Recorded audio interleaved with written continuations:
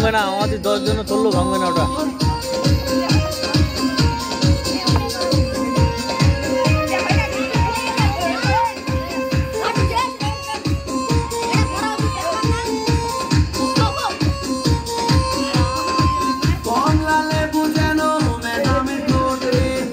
জায়গাটা ওদের আটো হয়ে গেছে,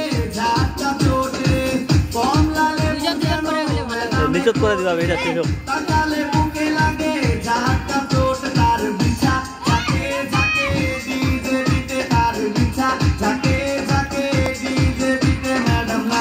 নাচে নাচে